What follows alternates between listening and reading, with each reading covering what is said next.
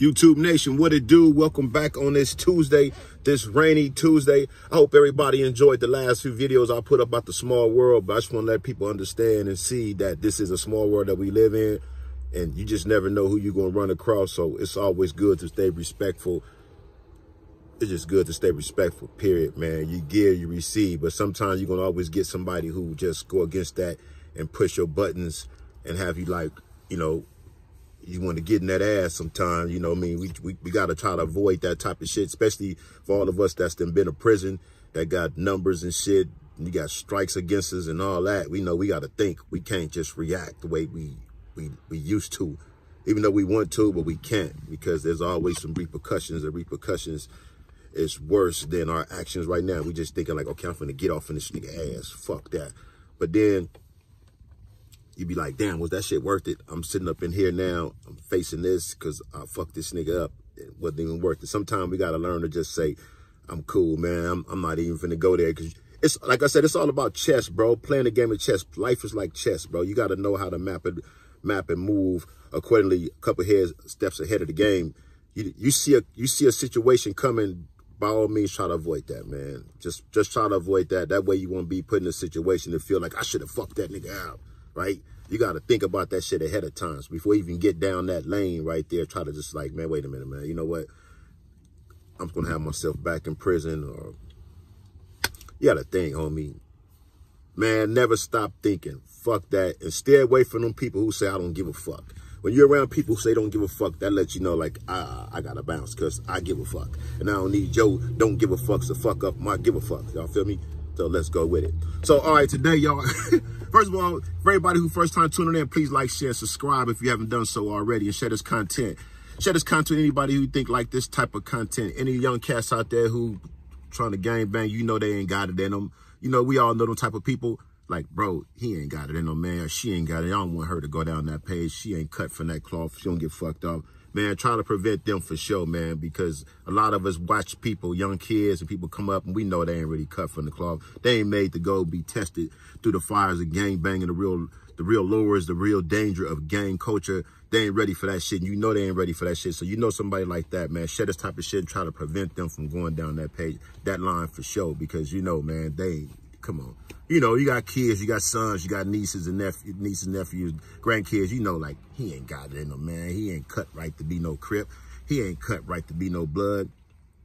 Not no real one, no way. So, man, me going to show them something else to do, because you see this kid, you done watch this kid grow up. So, man, work on them, man, because they going down this line, this path, and them be the ones that be the most, you know, they be doing a lot of snitching. They put their families in danger. They just do a whole bunch of bullshit because nobody stopped them. Nobody cared enough to say, hold up, bro, this ain't for you, man. You ain't got to be from the hood to be down. You cool. You know what I'm saying? Just be yourself, bro. You ain't got to be from the hood to be down. And most of us got little brothers and shit like that. We didn't feel that way.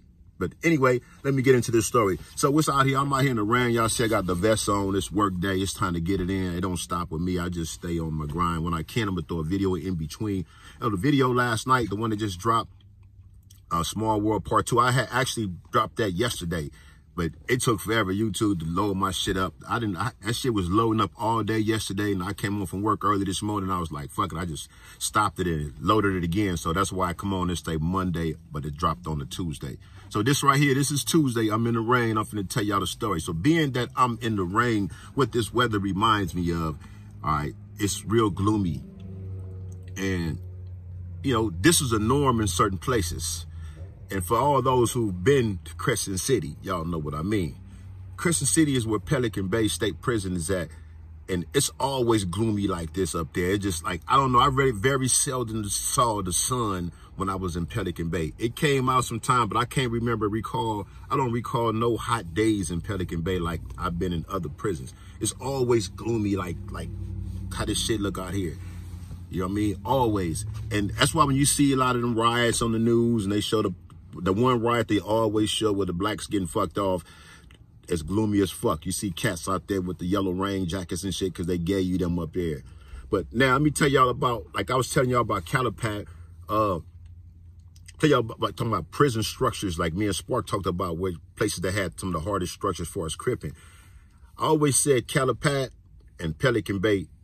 Both times I was in Pelican Bay. The B yard when I was up there in 93, it was structured, but that yard got fences all down the yard. But it was structured up. But the A yard was considered to a lot of us back then. We was all on B yard. A yard was the program yard. A lot of people that was on A yard back in like 93 or whatever, people was considered at the program yard. Though it get cracking over there as well. But at the time, they was considering that like, okay, that's more lesser than B yard. B yard was the more active yard. B yard had everybody that was getting out the shoe. You wasn't getting out the shoe going to A yard. People over there had shoe kitchen jobs and they had main kitchen jobs over there. So the homies was over there making money. They was doing good, but don't get it twisted. They was still cracking over there. Now, I've been to Pelican Bay twice. The first time was 93, and then I went back up there again in the 96, 97. When I got my life sentence, that's the first place I went, they sent me back to. So anyway, I go up there this time. The Crips is so structured, I've never seen nothing like this. I mean, to the point to where every time we came out the building, we get patted down or whatever, all the Crips, we would wait. We would wait in front of the building till all the rest of the Crips came out. And then from there, we'll all go to the table in front of building 3. There was a table right there where the Crips used to hang out in front of building 3. We all check in at that table first, right? And just make sure, like, cuz, what's up? Everything straight, and y'all pie, y'all section, nothing happened overnight over there. Everything good. And it's like, you know, checking in. And what's the topics and shit? You know, we bring every topic to the table early. Every yard, we come out and do that. All the Crips go to the table in front of building 3. And at the time, I was just coming back with life. So I was up there with the big homie Lavelle Player. Ant from Compton Grandy's is up there. Speedy from Backstreet was up there. The dude from Rochelle Durango, the Soledad Brothers, he was up there at the time. Who else was on that yard? Oh, matter of fact, Lunatic Frank came through there. PD Wack was up there for a minute. Motor Mouse Ascari came through there for a minute while I was there. Like I said, there was so many different people up there, homie. I'm just thinking of a lot of big names that y'all may have heard of from other channels. A lot of these OG cats that's, you know, always pay homage to the G homies that didn't, you know, got names that put it down, especially before my time that I didn't heard about and had an opportunity to be on the yard with at a certain time. So, you know, I pay homage and mention these cats' names because they deserve it. You know, as far as this Crip and go, you know, I acknowledge them. But there's a whole lot of more people up there. I can't even think like now at the time, just, you know, I think one of the little mans from 1180's Coast is up there. Baby Snake from 6 Deuces Coast is up there. It was so many different Crips up there, man. Crazy from Backstreet. Oh, man. Drac from Mid-City, Bakersfield. That nigga was my celly at one time. My homie Lil Bo. My homie Lil Stoney. Man. Fuck, bro. Anyway. That's where all the Crips went to. It was structured like that. We come out, we go to this table every day when yard first open up. After we get patted down, we don't walk away from each building. We come out, we stay in front of each building until all the homies come out. Once all the homies come out, then we go ahead and make our way to the table in front of building 3. We go to right there, we sit down, everybody present whatever issues they got with each other, whatever happened the night before in their pods. This way, when we did it like that, we was aware, we was alert, we was up on what's going on with nobody in the blind. Because sometimes you be in a lot of these prisons, it be shit happening in other buildings and people don't communicate and they don't let homies know, like, look, cuz something happened over in building 4, but y'all didn't come out and tell us nothing. And y'all sitting up in front of building 4 and now these dudes done took off on y'all. We don't know what the fuck has happened. Simultaneously, they didn't took off on us because we was slipping because we didn't know what the fuck y'all was doing over there. So that was the purpose of the structure, coming to the table, presenting everything, letting everybody know, keeping everybody abreast on any situation that may have occurred the night before. So that was that type of structure. So for me, coming back, like I said, just come back with life. I had 70 to life at the time. I'm sitting up there and I'm just like, damn, I'm back with life. I'm back to this shit. I'm back in motherfucking Pelican Bay and niggas is over here cripping for real. This cripping is cripping hard over here. Everything is tight, so structured. We couldn't even walk to the basketball court without having Usalama, which means security, wherever you went. Like, homie, like, we finna go play some basketball. Okay, cuz y'all take a crew with you. Everywhere we move like that. That's how it was. So the structure was so tight. That's why I say when you be in these prisons, when you see about blacks in these prisons, on these prison yards, I know the media give us a bad rap, bro. Media give a bad rap, and they get to showing places where it was a prison yard with blacks and had no solid structure. It been like some, no disrespect to non-affiliates, whatever, but it could be some people that's non-affiliates, whoever got the keys to the yard and they making calls. Like, you can't make calls on no motherfucking Crips and no Bloods, bro. You non-affiliate. But sometimes some non-affiliate niggas is solid enough to where they're respected where Crips and Bloods work with them and they do things together.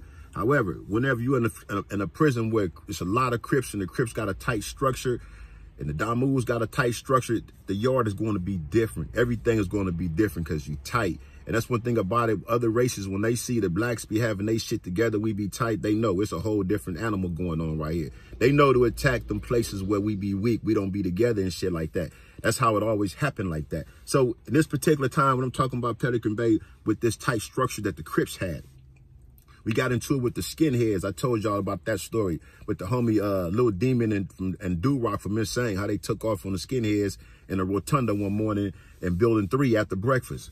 That was a situation that, I mean, it happened. You know what I mean? It's just, you know, the skinheads, the homies feel some kind of way. You know, every time we be at places and we get to seeing the skinheads with the big Nazi swastika on their forehead real big and they swastika it all up, quite naturally, a lot of us blacks, we be like, fuck that. Every time we see that person, we look at that person with disgust. And these two young skinheads just happened to be in our pod at the time and they had all that on them. So people was looking at them with disgust off the jump. But then as soon as the situation happened, they was like, you know, we always be like, as soon as something happened, I can't wait. I'm going to get this nigga. That's how we always, he going to be the first one I get. But that situation happened. I think they was neighbors or some shit. They was on the top tier, I was on the bottom. But anyway, it was coming out of child one morning and the homies took off with some shit that was said over the night over TV, being loud, disrespect. And the homies took off in the rotunda, them two on them two, Sally's shit. So now we on lockdown, the shit is cracking. So, like I said, we structured up here. So we structured so tight. One day, being that when you first get to a prison, you be having to go through all of, get the ducats and shit. You got to go to committee. You can't come out, you be CTQ'd, stuck in your cell until you go to committee. You dealing with all this old type of shit. So being I just get up here, this situation take place. I'm just getting up here. So one day I'm on the yard, I'm across, like Pelican Bay got the gates up on the A yard. So if you're over at the committee, it's a gate. You can't get straight to the yard like that. So you're on the opposite side, over here by the program office, which is also by the education office. So one day I'm over here, I'm talking to the homie Crazy from 111. Me and him up here talking. The shit didn't hit the fan already, so it's kind of like they testing the waters up there. This is what they do when you be in prison rides. You get to the ride, the first incident that happened, they'll lock it down. Then they'll come on up and start testing the water. Sometimes they'll pop cell doors to see if y'all gonna get cracking. They'll open this cell, a black cell, and whatever other races on there, who they getting into it with. And now they let them cats out. They want to see if y'all gonna get down on the tier. Sometimes people come out, most of the time when it's black and Mexican, it'll be like on site. And Pelican Bay, we knew you get on the tier with them, you had to go. Ain't no talking about it. You got to go because they was coming at us. So it was one of them situations where you got to go like that. That's Pelican Bay. It's supposed to be like that every prison you go. Calipat the same way. Everywhere you're supposed to be when it's on, period. So now here it is. It's a difference when you're dealing with the skinheads because the skinheads don't overpopulate the Crip population in none of these California prisons. So, like I said, the shit didn't hit the fan. We go on lockdown. They talked to some MAC reps or whatever, whoever was the reps from the yard. People said it wasn't going to go no further, whatever they told them, whatever the administration heard, they would decide, okay, we're going to start opening some of these doors. So what they do is they only let certain yards out at a time. Being that Pelican Bay had buildings with pods in it, so I think what they did, they let a different building. I think they had let building 5 or one of them other buildings down the ways 8. One of them other buildings, was like one of them, they just let the sections out of some shit, like somebody 5 and I don't know, but whatever it wasn't our buildings, other buildings now. So I come out, I go across the yard, I'm over at my ducky. So I'm talking to the homie Crazy from 111, we chopping it up. And I'm like, what's the situation out here like? What's the tension out here? Everybody, that's what you do when you go to the yard. What's up? What's the word out here? What's the tension? What they looking like? You know what I mean? And he like, man, I don't know, man. Niggas probably ain't gonna even do nothing. I don't know. Niggas is just kind of like, I seen the skinhead come out here and stand up in the center of the yard just with his arms folded like what's up? And he said, so we looking, because he worked in the program office, so we on the other side of the gate. I'm like, real? So yes, like, all right. So I'm waiting to get called in for committee or whatever. So I'm chopping up at the home. Y'all been knowing Crazy for a long ass time. So here it is. We noticed like 5 or 6 skinheads, they push around the track. Like they moving right there. Look, they just taking a lap. They just walking the track. Now, Building 3 also is where all the Crips hung out at, right? You had some non-affiliates from 415 cats. They hung out over there, too. There was a punching bag over there. I mean, I think it was the Crips. I think the North Angels had a table over there. If I'm not mistaken. I forgot who the table was. Or just the 415. I think the Damu table was on the other side of the yard, if I'm not mistaken. It wasn't a lot of Damus over there. But anyway, these dudes bust around the track. They walking and shit, trying to, hit their lap. And you walking past here where all these Crips at, this is where the black handball court at. So you always got a lot of blacks right here. Then you got the Crip table. And around the Crip table, you always got a lot of Crips guarding the table. You got homies who busting down doing burpees and shit. And every time one of the homies bust down to do burpees, we had to always make sure we had 4-point security on that homie. So you got a homie on 4 points while you in the middle doing your burpees, or whoever. You and two homies, we busting down like that. Shout out to the homie Blast from Venice Showline Crip. That's the homie, man. Shout out to the homie. And the homie, Lil V from Compton, Anzac Grape, V with the fucked up finger. Y'all know my homie V. Send the homie V my love, man. That's the homie too. But yeah, anyway, so you always have people got security like that on you while you up there busting down, working out and shit. So one day, this particular day, me and the homie on the other side of the fence, we go, they just like we watching these 6 skinheads, they just belting around the yard. And one of them happened to be their representative. He the one that spoke to the homies up there about, try keeping that situation isolated or whatever. These dudes start walking. Man, they walked up in front of building 3, and you just can see that shit just go up. It's just like niggas just took off like hyenas on some motherfucker. Oh, they just was like, rah, they just got off and just mangled these dudes. Just took off so bad, they started shooting and shit. But this the type of shit that they don't show in the news with blacks. They just show the blacks is on there getting smashed or whatever. But these skinheads have the audacity to walk over here at a time like this. Now, mind you, you walking through this area, it's like a breach of security for us. You another race coming through here, because a lot of prisons got it to where you can't walk on certain sides of the yard. But you walking through here, you some breach of our security, so the homies had to get off. So niggas got cracking, just downed them dudes, smashed them really bad, you know what I mean? And that whole situation happened. It continued to happen every time they let certain pods out, sections out. It just continued to happen to the point to where they end up getting all the skinheads off the yard. They couldn't stay there because, it's too many Crips. Then you had Don Moose that was supporting the movement, of course, and you had brothers from up north. It became a black thing. But that ain't gonna, it's a trip though, right? Because when all this shit was going on, it was a kite came up, and it was like a kite to this Damu dude. The skinheads told the Damu dude some shit like, we ain't got a problem with the Bloods. We just got a problem with the Crips. It's just with us, and the Crips ain't got nothing to do with y'all. So this particular Blood, he decides to, he trying to tell the other Bloods like, that ain't our business. That's on the Crips. Which is enough of Crips to take care of that, handle that easily.